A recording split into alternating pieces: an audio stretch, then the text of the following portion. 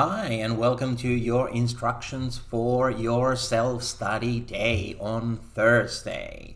I'm going to show you your design portfolio journal, and I have some extra information that you know what the expectations are. So let's get started.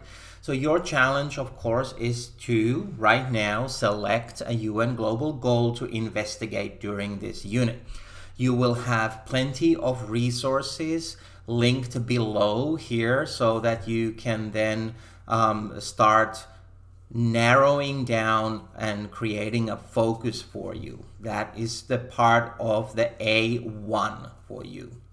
Now, during this time, you will complete every strand of the MYP design cycle, and we use 2 weeks for each strand. So that's going to take us over to April, but still we're going to do it really quickly. So you have to stay on top of your schedule. So self-management and organization is going to be prevalent for this unit of study. You will present all your work as digital posters or handmade posters with then taken pictures. So that is your summative for each of the strands. You will also create as a product, you will create a prototype. First model to show the basic function. This could be made of simple materials like cardboard. I will explain that later when we get to Criterion C. This means that you will create altogether 4 posters and a prototype. So Criterion A, inquiring and analyzing, is in our unit right now like this. For first, in A1, we're going to research your goal. Why is it important? Why does it matter? Who does it impact? What might our future look like if we don't achieve the goal? And then today you will also look at your research questions. So you have to generate your research questions today. What are the answers and where do you find your information?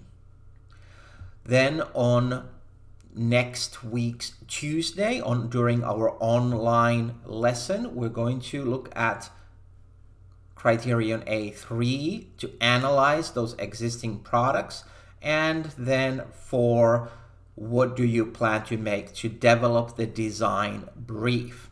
So those are what we're going to work on Tuesday. And then next week's Thursday, you will then create your summative assessment. So what is A1? Well, it is to explain and justify the need. And as a result, you need to be able to answer what is the problem, whose problem is it, where is the problem occurring, what is the cause of the problem, and what effect is it having. In our case, it means that you need to select the UN global goal you want to focus on. Go to theglobalgoals.org. Spend some time looking at different resources. They're linked below. And you are able to then select your own. You have a brainstorming template on here, so which you can use to focus, narrow it down into a specific problem, a target, geographic locations, use the SDG maps for that, or by then the client. This needs to be recorded in your Process E journal. And to be successful in grade 6, this should be between 150 to 400 words, not including quotes. Quality over quantity. Explain and justify. In grade 7, this would mean 200 to 450 words, not including quotes. Quality over quantity. Explain and justify. And then we go over to the second topic for Thursday. So today you will also need to identify and prioritize research. Here is a simple form which is the minimum for you to produce, but I have also given you a form that has more detail, and it is using the Access FM framework. And this will allow you to create your questions, like here in the example. What is the #1 selling water bottle at Rewe? How much water should adults drink every day? What is the average cost of water bottles on Amazon? What materials are safe to use when creating a water bottle? So these types of questions, now these are of course for a water bottle, for your solution, what you're looking for, you need to create from your SDG. So that is one option for you to create your research table. In our case, this is the minimum what you need to do. So you need to list your question. You need to say, is it a medium priority, high priority, or low priority? Source, where are you going to get your information from? Is it a primary or a secondary source? And then your answer. This needs to be documented in your process journal. Now, to be able to have good questions, they need to be specific, that are linked to your problem. They need to be measurable. So are you going to have primary and secondary sources? Attainable. So can you actually find that information? Relevant. Do they lead to the answers that make you understand the solution, the need for a solution better? And timely. Are you able to get those answers during today's research? Now, you have that Access FM research template. You need to list your questions here. And for grade 6, you should come up with 8+ smart questions.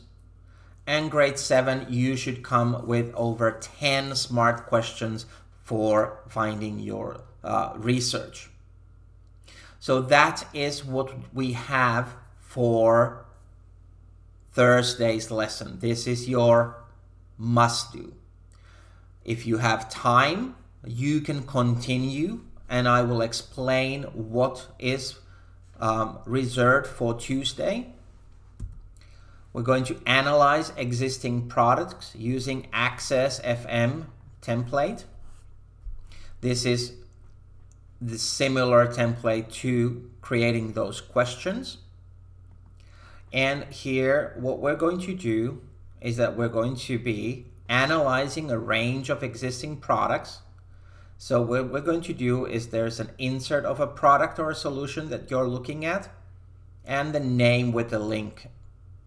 And then you're going to describe what does the product look like, how much does it cost, who will be the customer or the client, the target, environmental impact, size, safety, function, and material, and then a summary.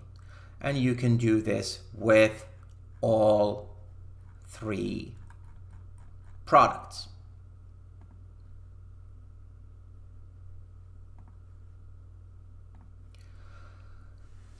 So find at least one other product linked to solving your problem. You can do this however you want, but you might want to make it into a table, or you annotate an image of a product. Here is an example of a USB sleek designed in this way. Make sure that you are analyzing the product. Here is an example of how this student has used Access FM, but not as the table, but ran as a highlighted which part of the Access FM they used for this animation.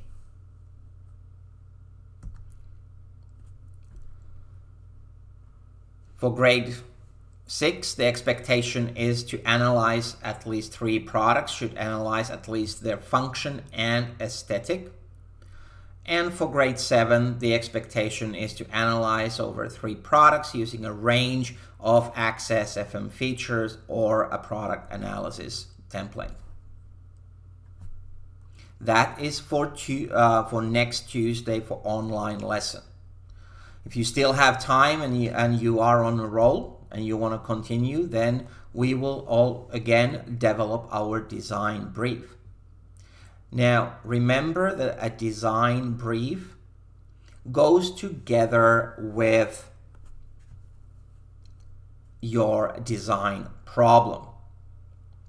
So when we are looking for a design problem, it helps us to then side by side looking at the design brief.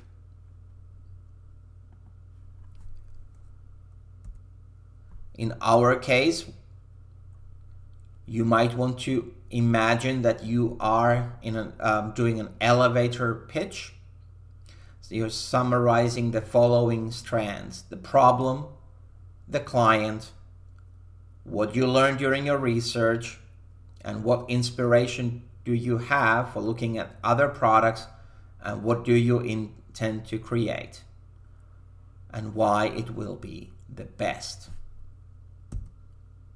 So in this slide, you are going to develop your design brief. For grade 6, this would be 150 to 300 words, including Access FM features. And for grade 7, 300 to 500 words, including images and Access FM features. You can use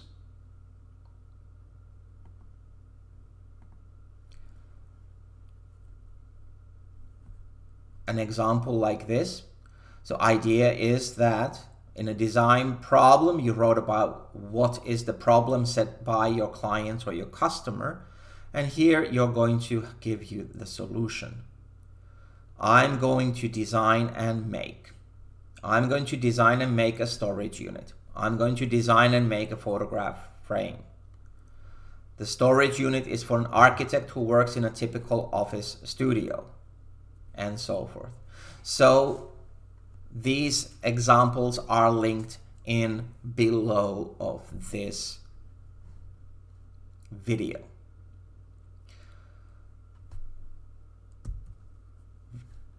Once we have finished A1, A2, A3, A4, it is time for our Criterion A poster. You can do this by hand, you can do this by computer. Make sure it is visual. You need to express all 4 areas. For A1, you have to include the goal logo, but also the questions to your research. Key facts from your research, related sources, and then in A3, analysis of those existing products linked to the goal. Pick just the important one.